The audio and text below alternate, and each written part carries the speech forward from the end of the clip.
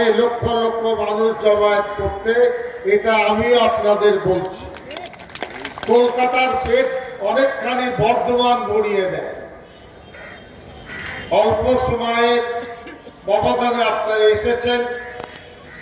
এখানে সভাপতি ইমদাদুল্লাহ চৌধুরী সাহেব, জেলা সংগঠনের মৌলানা ইমতিয়াজ সাহেব খানিকটা আগুন ধরিয়ে গেলেন। এখানে আমাদের পরমানন্দ মহারাজজি, বেলুর মঠের মহারাজ, তার সংস্কৃতি, তার শিক্ষা, তার ধর্ম তিনি পালন করছেন।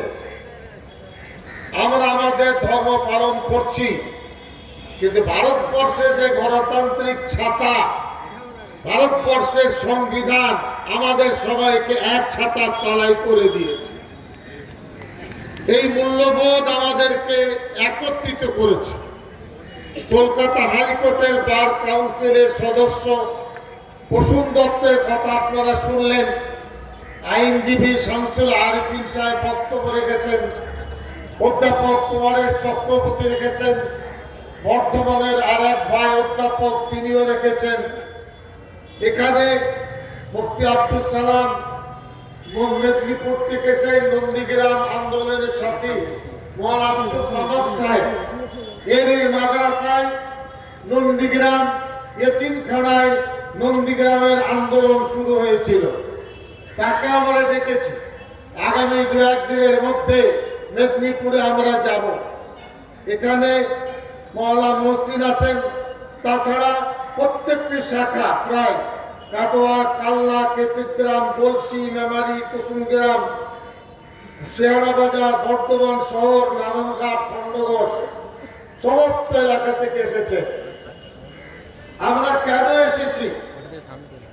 এই ভারতের জন্ম আমরা দিয়েছি, এটা খুব পরিষ্কার ভাবে বুঝবেন।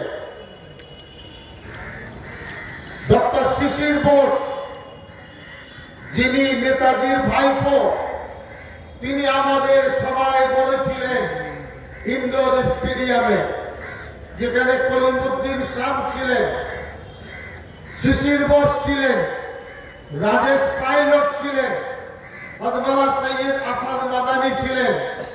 সেখানে তিনি বলেছেন, আমি দায়িত্ব নিয়ে বলছি, জমিয়তুল উলামাহীন আন্দোলন না করলে দেশের স্বাধীনতা 100 বছর পিছিয়ে যেত।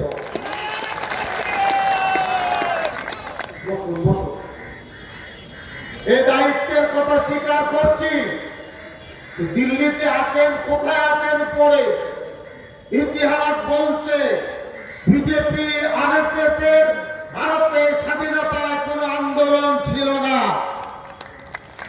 এরা ব্রিটিশের পা চেটেছে, এরা ব্রিটিশের দালালি করেছে। এরা যদি দেশের মমতা, দেশের দায়বদ্ধতা থাকতো, এই কৃষি আইন চাপিয়ে দিত না। এরা ভারতের মানুষের রাঙা চোখ দেখেনি, এরা বাংলার মানুষের রাঙা চোখ দেখেনি। এই বাংলায় ইট মারলে পাটকেল খেতে হবে, এই কথা আমি বলছি আপনাদের সামনে।